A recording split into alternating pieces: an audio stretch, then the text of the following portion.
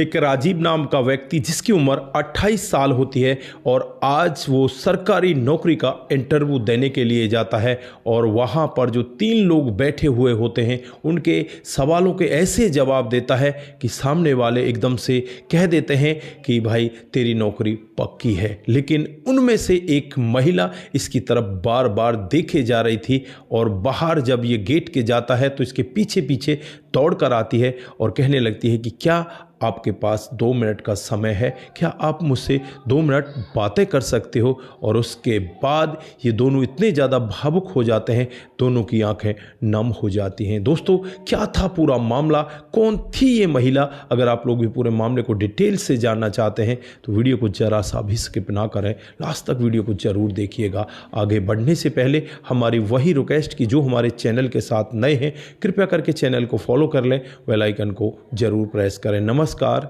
जय हिंद। आप देख रहे हैं APH न्यूज़ राहुल रावत के साथ। दोस्तों, आज की जो हकीकत की घटना आप लोगों को बताने जा रहा हूं, ये हकीकत की घटना उत्तर प्रदेश के गाजियाबाद की है। यहाँ पर एक परिवार जिसमें माता पिता, बेटा और बहू रहा करते हैं। बेटे का नाम राजीव होता है, बहू का नाम संध्या होता है। घर परिवार बड़े आराम से चल रहा होता है। जो माता पिता होते हैं वो रिटायर्ड टीचर होते हैं और बेटा यहाँ पर सरकारी नौकरी की तैयारी कर रहा होता है। इधर जो लड़की होती है संध्या, वो यहाँ पर इन घर वालों से थोड़ी दिन में ही खटास पैदा कर लेती है, क्योंकि उसकी माँ उससे यही कहा करती कि बेटा तू दबना मत, तू किसी से कमज़ोर नहीं है, तुझे हमने बेका नहीं है, तुझे तो हमने ब्याह कर भेजा है और तू महारानियों की तरह रहा कर, क्योंकि तू हमारे परिवार में महारानियों की तरह ही रह कर गई है, तू कभी भी किसी से दबना मत।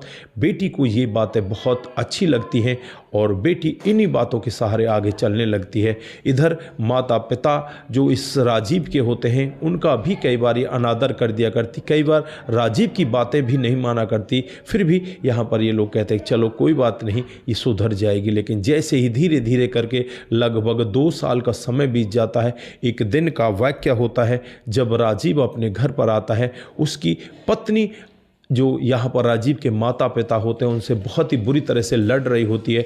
लड़ते लड़ते उनसे यहाँ पर इस तरह से रुस्वा हो जाती है, राजीव से ये कह देती है या तो इन बुजुर्गों को तुम्हें अपने पास रखना होगा या मुझे रखना होगा, फैसला तुम्हें लेना है। राजीव यहाँ पर उसकी तरफ देखने लगता है और कहने लगता है कि बुजुर्गों को रखना है, तेरा दिमाग खराब हो गया है, इनके सहारे ही हम जी रहे हैं, अगर ये लोग नहीं रहेंगे तो हम भी नहीं रहेंगे, तुम जा सकती हो। दोस्तों, इतना सुनना था।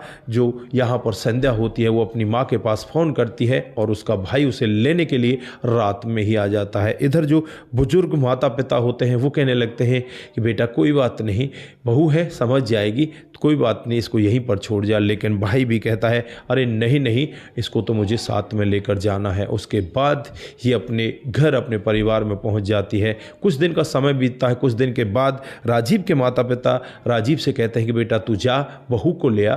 अब काफ़ी दिन हो गए हैं, उसका दिमाग सही हो गया होगा। लेकिन राजीव जब वहाँ जाता है तो वहाँ पर बहुत ही सारी उल्टी सीधी बातें कही जाती हैं और यहाँ पर जो इस संध्या की माँ होती है वो भी यही कहती है अगर तुम्हें संध्या के साथ रहना है तो अलग रहना होगा, उन बुजुर्ग लोगों के साथ तुम नहीं रह सकते।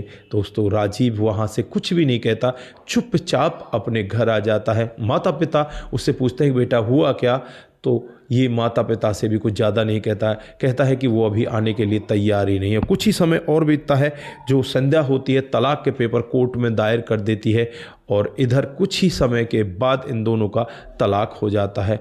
तलाक होने के बाद संध्या अपने माता पिता के साथ आराम से रहने लगती है। इधर जो राजीव होता है वो अपनी मेहनत पढ़ाई में करने लगता है, दिन दूनी रात चौगुनी वो बहुत मेहनत करके पढ़ाई को करने लगता है। लगभग 5 साल का समय बीत जाता है।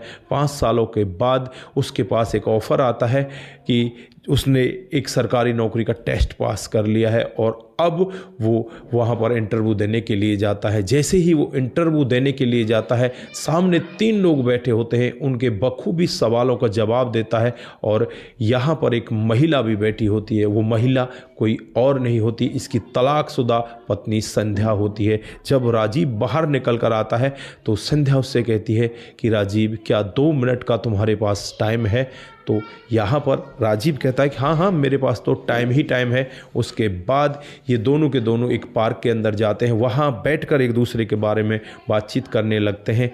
और यहाँ पर जो संध्या है उसके मांग में सिंदूर भरा हुआ था, तो राजीव ज़्यादा पूछ ही नहीं रहा था कि इसकी तो शादी हो चुकी है। फिर यहाँ पर जो संध्या है वो राजीव से कहने लगती है कि राजीव तुम्हारा जीवन कैसे चल रहा है, घर में माता पिता कैसे हैं। तो यहाँ पर राजीव कहता है कि सब ठीक है लेकिन माँ थोड़ी सी बीमार है। दोस्तों अब यहाँ पर संध्या ये चाहती कि राजीव उसके बारे में कुछ पूछे। फिर यहाँ पर राजीव जाने लगता है तो संध्या कहती है कि राजीव मेरे बारे में नहीं पूछोगे। तो यहाँ पर राजीव कहता है कि मैं तुम्हारे बारे में क्या ही पूछूंगा, तुमने मुझसे तलाक ले लिया और तुम अलग हो, खुश हो, तुम्हारी शादी हो चुकी है। तो यहाँ पर संध्या कहती है कि नहीं नहीं मेरी शादी नहीं हुई है, मैं तुम्हारे नाम का ही आज भी सिंदूर लगाती हूँ और तुम्हारे नाम का ही मंगलसूत्र पहनती हूँ, क्योंकि मुझे पता है कि तुमने भी अभी तक शादी नहीं की है। दोस्तों ये सब वाक्य सुनकर राजीव को भी अटपटा सा लगता है और फिर यहाँ पर राजीव उससे पूछने लगता है कि तुमने अब तक शादी क्यों नहीं की, तुम्हारे तो माता पिता इतने धनी थे, क्या हुआ था। तो यहाँ पर वो कहने लगती है कि जब मैं तलाक लेकर उन पैसों को लेकर अपने घर परिवार में आ जाती हूँ, उन पैसों को तो वो लोग खर्च कर लेते हैं और उसके बाद जैसे ही कुछ दिन का समय बीतता है मेरी माँ की मौत हो जाती है। मेरी माँ की मौत होने के बाद मुझे पता चलता है कि सही मायने में रिश्ते क्या होते हैं। जब तक माँ थी तो माँ की चलती थी तो मुझे कोई दिक्कत नहीं थी, लेकिन मेरे पिता की जरा सी भी नहीं चलती, मेरे भैया भाभी की चलने लगी है और भैया भाभी ताने मार मार कर मुझे परेशान करते हैं। इसलिए मैं यहाँ पर नौकरी करने लगी हूँ। मैं यहाँ पर डीसी रेट में प्राइवेट जॉब करती हूँ और मैं अपने कामकाज को ऐसे ही चला रही हूँ धीरे धीरे। बस मुझे एक विश्वास था कि किसी दिन मेरी मुलाकात आपसे होगी तो मैं आपसे माफ़ी मांगूंगी, अगर हो सके तो मुझे माफ़ कर देना, मुझे आप अपना लो, मैं यही कहना चाहती हूँ। राजीव यहाँ पर कुछ भी नहीं कहता और उसके बाद वो जाने लगता है, लेकिन संध्या उससे कहती है कि अपना मोबाइल नंबर भी मुझे नहीं देकर जाओगे।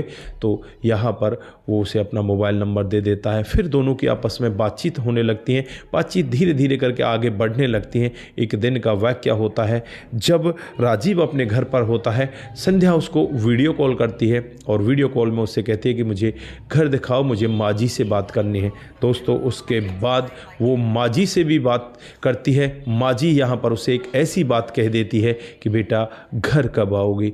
तो इस बात को सुनकर वो बहुत ज़्यादा भावुक हो जाती है, रोने लगती है, माँ की आंखों में भी आंसू होते हैं। दोस्तों अब यहाँ पर ये राजीव पूरा दृश्य देखता है। उसके बाद जो माँ होती है वो भी यही कहती है कि बेटा बहू को घर ले आ।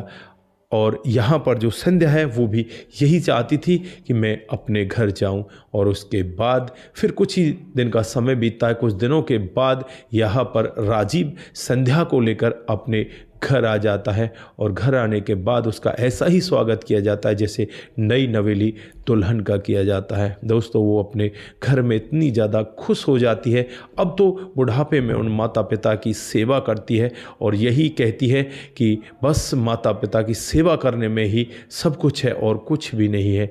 दोस्तों आप लोग यहाँ पर सोच रहे होंगे कि यार ये इतने दिन के बाद कैसे मिली, ये सब परमात्मा की लीला होती है, लेकिन यहाँ पर कुछ समझदारी भी होना बहुत ज़रूरी है। अगर ये अपनी माँ की बातों में ना आती तो शायद इसका घर नहीं टूटता। आप लोग यहाँ पर क्या कहना चाहते हैं, आपकी क्या राय है? यहाँ पर कुछ लोग तो यही कह रहे हैं कि देर आए दुरुस्त आए और अब इन्होंने शादी करके बिल्कुल ठीक किया। तो दोस्तों आपकी क्या राय है? आप जो भी कहना चाहते हैं एक बार कमेंट बॉक्स में ज़रूर दीजिएगा। आज के लिए बस इतना ही, फिर मिलते हैं किसी नए मोड के साथ। तब तक के लिए आप अपना ख्याल रखें, परिवार का ख्याल रखें, सतर्क रहें, सावधान रहें, रिश्तों की अहमियत को ज़रूर समझें। जिन साथियों ने हमारे पिछले वीडियोज पर कमेंट किए थे उनका नाम हम यहाँ पर बारी बारी से लेने वाले हैं। जो सबसे पहला कमेंट आता है वो आता है मैं किसान हूँ।